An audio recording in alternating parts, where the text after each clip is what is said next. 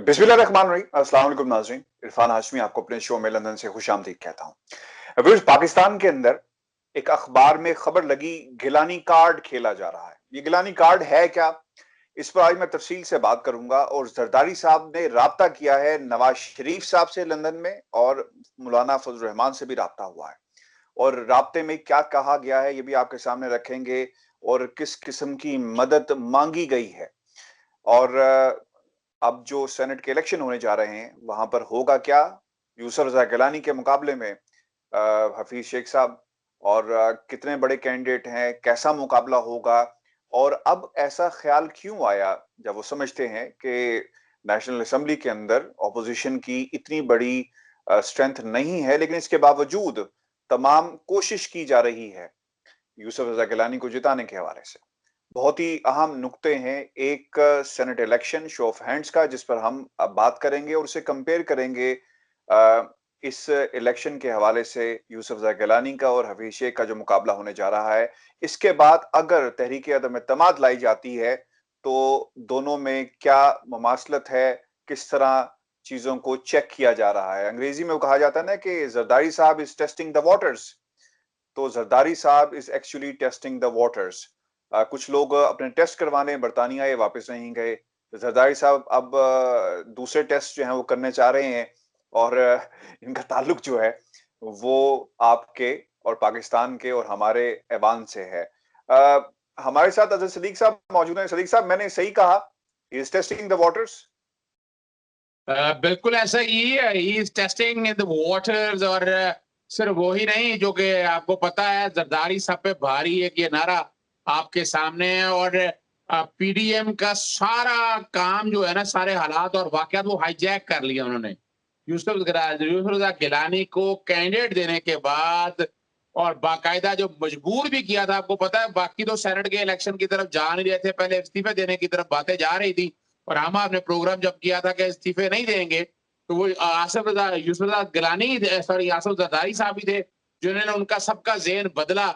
और वो अपने अब कार्ड जो है वो टेस्ट कर रहे हैं। He is actually testing in the water. अच्छा, अब सवाल सर, इसको पहले हम ओपन कर देते हैं कि ये टेस्टिंग वाटर सर किस तरह, कैसे चेक किया जा रहा है। अब व्यूअर्स, बहुत इंपॉर्टेंट है आपको समझना कि हो क्या रहा है। और सदीक साहब से भी इस पे कमेंट लेंगे। सदीक साहब, हो ये रहा है कि जरदारी साहब ने सोचा ये कि चेक किया जाए। उन्हें मालूम है कि उनकी स्ट्रेंथ नहीं है, यूसुफ रज़ा गिलानी को जिता नहीं सकते। और अब तो अदालत में भी ये बात बार बार हो रही है कि क्यों आप अपने कैंडिडेट्स खड़े करते हैं जब आपको मालूम है कि आपकी ऐसी स्ट्रेंथ मौजूद नहीं है। ये सवाल उठाया गया ना अदालत के अंदर, बाकायदा इस पर बहस भी हुई है। तो जरदारी साहब की गेम ये है व्यूअर्स, कि वो ये चेक करेंगे कि इस इलेक्शन में किस किस्म की सपोर्ट उन्हें मिलेगी, और उस सपोर्ट की बुनियाद के ऊपर तहरीके अदम एतमाद लाई जाएगी।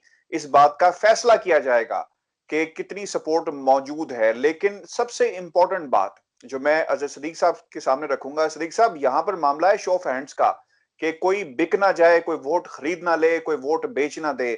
तो सर, यहां पर तो आपने मामला तो रोक लिए, लेकिन जब तहरीके अदम एतमाद लाई जाएगी, तो तब क्या गारंटी है कि लोगों को खरीदा नहीं जाएगा? सर, इस पे रोशनी डालें।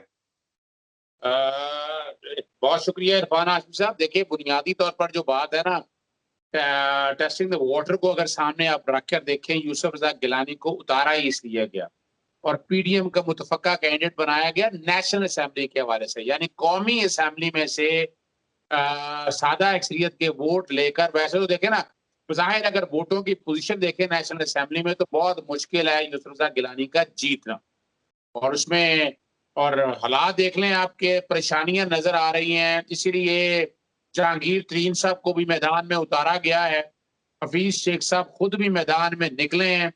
और गवर्नर पंजाब भी बाकायदा फैसलाबाद गालबन पहुंचे। राजा रियाज साहब से मुलाकातें हुई। तो वो game is on. Sir, Jahangir तरीन साहब आप नाम लेना भूल गए, उनका भी जहाज उड़ा है सर। जी, मैंने बिल्कुल जहांगीर साहब का नाम नहीं, उनका जहाज भी उड़ रहा है। और आपको पता है जहाज पेट्रोल भी पड़ता है, और जहाज में बैग भी काफी आ जाते हैं। आपको तो ये समझना चाहिए कि कुछ लोगों को जहां एडवांटेजेस दे रहे हैं, वहां ये सारी जो बोलियां तो लग चुकी हैं। लेकिन मैं एक बात बता दूं आपको, इस सारे इलेक्शन का बराह रास्त ताल्लुक होगा सुप्रीम कोर्ट के फैसले। सुप्रीम कोर्ट के फैसले में नाजरीन के लिए देखे 3 वजूहात मैं बताता चलूं आपको। एक तो ये है कि रेफरेंस वापस कर दिया जाएगा, उस पर कोई ओपिनियन नहीं दिया जाएगा, या नेगेटिव ओपिनियन दे दिया जाएगा। आप यूं कह लें, चले नेगेटिव ओपिनियन दे दीजिएगा कि senate election under 2 article 226 are under the constitution. दूसरा ये कहेगा कि these are not under the constitution. जब अंडर द कॉन्स्टिट्यूशन नहीं कहेंगे तो प्रेसिडेंशियल ऑर्डिनेंस इन फील्ड आ जाएगा और इलेक्शन जो है वो ओपन बैलेट से होंगे। और तीसरा जो मौका है ना, जो वो नजर मुझे जो आ रहा है बार कोड वाला बायोमेट्रिक सिस्टम के हवाले से, कि लग ये रहा है कि जो वोट आगे आने वाले दिनों में कोई ऐसा हालात ये छोड़ा था इलेक्शन कमीशन के ऊपर के आर्टिकल 218(3) के तहत election should be held honestly, Fairlie, justly, in accordance with law and corrupt and should be guarded against, कि इलेक्शन कमीशन अपने तय इसको ओपन बैलेट से कर दे। अब ओपन बैलेट से अगर ये मामला होता है तो वाटर टेस्ट यही हो जाना है, याद रख लीजिएगा। यही जब ओपन बैलेट आएगा तो ओपन बैलेट में आकर यूसुफ गिलानी जीत नहीं सकेंगे, ये ज़हन में रख लीजिएगा। यानी यहीं से टेस्ट आएगा जब ओपन बैलेट, ये सीक्रेट बैलेट से ही यूसुफ रजा गिलानी के चांसेस है जीतने के। इसीलिए रजा रबानी ने आज बड़े फजूल से आर्गुमेंट हाउस ऑफ कॉमन और इधर की बातें उधर की बातें सुप्रीम कोर्ट के सामने रखी ताकि अपने ट्रैक से उतारा जाए। सुप्रीम कोर्ट बड़ी इंटेलिजेंटली मामले को लेकर चल रही है। और मैं जो तीसरा जो आपके सामने मैंने रखी है ऑप्शन, कि देयर इज एवरी पॉसिबिलिटी कि जो बैलेट पेपर है वो चेक हो सके। उसका क्या तरीकाकार होगा, बार कोड आता है या क्या आता है, वो चीज आप लोगों के सामने आ जाएगी, कोई देर की बात नहीं है। तो ये ज़हन में रख लीजिएगा, ये सारा जो काम है ना, ये सुप्रीम कोर्ट के फैसले के बाद क्लैरिटी आएगी। अगर तो सीक्रेट बैलेट हुआ तो फिर तो खतरे की घंटी ज़हन में रख लें आप, वोटों की खरीदो फरोख्त ज़हन में रख लें।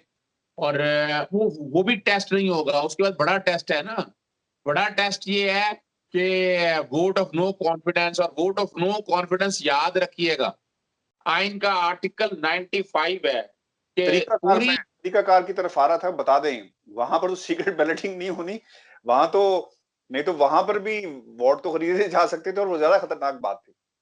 अच्छा, उसकी वजह ये आर्टिकल 226 में लिखा हुआ है, all election under the constitution should be held through secret ballot except prime minister and chief minister। यानी आप यही से अंदाजा लगा लें, ये आर्टिकल 226 में लिखा हुआ है।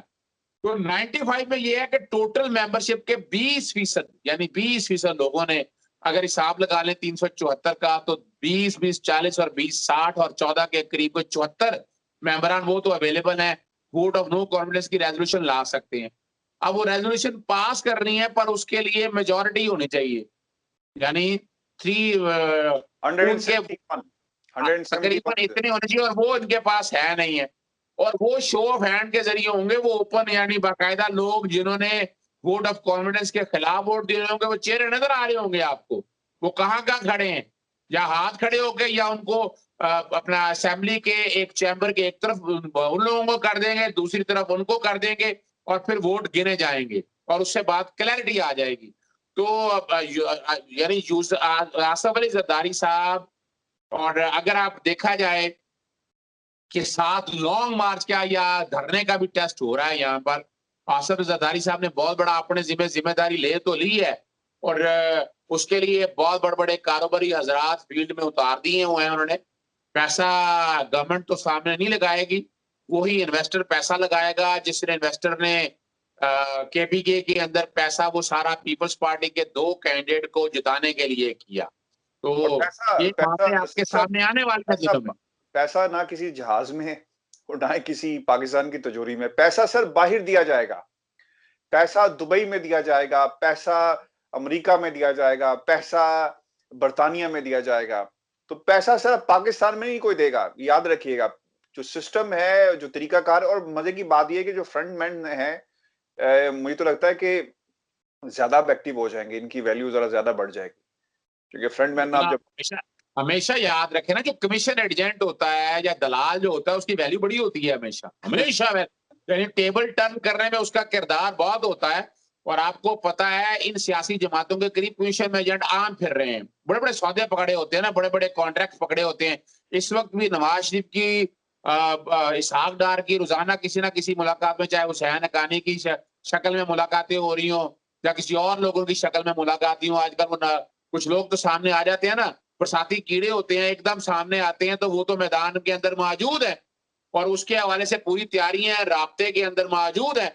मैंने इसीलिए आपको याद होगा 6 फरवरी को खत लिखा था कि सेनेट के वोटों की खरीदो फरोख्त रोकने के लिए कमेटियां तश्कील दे दीजिए। इलेक्शन कमीशन को कहा था और इलेक्शन कमीशन जागा नहीं। उसमें मैंने कहा था FIA सर नैब का। सर इलेक्शन कमीशन नहीं जागेगा। इलेक्शन कमीशन ये कहता है कि जब तक चोरी हुई कोई चीज नहीं है, हम उस पर क्या कर सकते हैं। हालांकि ऐसा नहीं है, आपका मैकेनिज्म इन प्लेस होना चाहिए, code of conduct in place होना चाहिए। अगर कोई शख्स आपसे बात भी करता है, उसे रिपोर्ट होना चाहिए। मैं यहाँ पर मिसाल दूंगा, हालांकि मिसाल आपने ICC कोड ऑफ कंडक्ट देखा है, क्रिकेट की है, वहां पर कोई शख्स किसी से राब्ता करता है कि कोई अगर किसी को ख्याल भी आता है तो उसे रिपोर्ट करना बड़ा जरूरी होता है। तो मेरा ख्याल है कि कोड ऑफ कंडक्ट ऐसा कोई वजह करना चाहिए जहां पर लोग आपसे राब्ता करें तो आप फौरी बताएं कि किसने राब्ता किया था और किसके कहने पर राब्ता किया था और क्या कहा गया, इसको रिपोर्ट किया जाए बैक टू इलेक्शन कमीशन। आपने बड़ी रेलेवेंट मिसाल दी है आपने, और बात भी यही है इरफान हाशमी साहब, लेकिन इलेक्शन कमीशन जागेगा तब है ना। आपको पता दामाद है प्रिंसिपल सेक्रेटरी का किसी ना किसी हवाले से, और ये मिल मिला के जो इलेक्शन कमीशन ने अब तक किरदार अदा किया गया, जिमनी इलेक्शन में हमने सारा ही शक्ल दे लिया। सिंध के अंदर पीपल्स पार्टी को सपोर्ट हो रही है, पंजाब के अंदर नून लीग के इलेक्शन कमीशन में अब अताउल्ला तड़र जैसे बैठे हुए थे, वो वीडियो वायरल हुई, हम सबने देख लिया। तो इलेक्शन कमीशन से तो मुझे उम्मीद नजर नहीं आती कि अभी तक कोड ऑफ कंडक्ट कोई सामने नहीं रखा। 200 वतन पार्टी की जजमेंट बड़ी क्लियर थी और यहाँ पर बकायदा जब शाकिर निसार साहब चीफ जस्टिस यहाँ थे, सुप्रीम कोर्ट ने बकायदा हलफनामे दाखिल करवाए थे। यहाँ अभी तक तो स्क्रूटनी हो रही है, हलफनामे तक तो ले नहीं गए। आप यहीं से नजर लगाएं, इलेक्शन कमीशन का किरदार बिल्कुल जीरो है और ये कोई मुश्किल काम नहीं था। यानी कितने लोग हैं यानी जिनका डेटाबेस तैयार करना है, उन्होंने तो डेटाबेस तक तैयार कोई नहीं किया। डिफॉल्टर कितने हैं, दोहरी शहरियत कितने हैं, परवेज रशीद साहब का डिफॉल्टर सामने आया, तो ये तो आम आदमी को तो पता ही नहीं है। ये सारी चीजें इलेक्शन कमीशन के आईनी और कानूनी जिम्मेदार और बड़ा मुश्किल काम नहीं है। जैसे कोड ऑफ कंडक्ट ICCI का है, उस तरह का कोड ऑफ कंडक्ट बना के रिपोर्ट करना, टेलीफोन पे जितने दिन अब ये काम शुरू हो गया ना, इन सबकी मॉनिटरिंग हो और इनको टेलीफोन नंबर सारे बाकायदा इनके और टैब के ऊपर लगे हो, राब्ते हो, इन्हें रिपोर्ट करना हो, ये इलेक्शन कमीशन चाहे तो कर सकती है और इसको रोका नहीं जा सकता। जो कि यहाँ फ्री एंड फेयर इलेक्शन कराने हैं, ये पॉसिबिलिटी है। किसी की प्राइवेट लाइफ का तो इशू नहीं है, उसको रिपोर्ट करना। और यहाँ लोग क्या करेंगे, मुख्तलिफ टेलीफोन नंबर तो कोशिश करेंगे, लेकिन इलेक्शन कमीशन जब जब इसमें ISI, MI, IP के लोग शामिल करेगी, स्पेशल ब्रांच शामिल करेगी, SCCP होगी, स्टेट बैंक होगी, नैब होगी, FIA होगी, एंटी करप्शन डिपार्टमेंट होगा, तो कोई मुश्किल काम नहीं है। लेकिन नीयत का फुकदान है और वो नीयत का फुकदान नजर आ रहा है, कुछ करना नहीं चाहते ये लोग।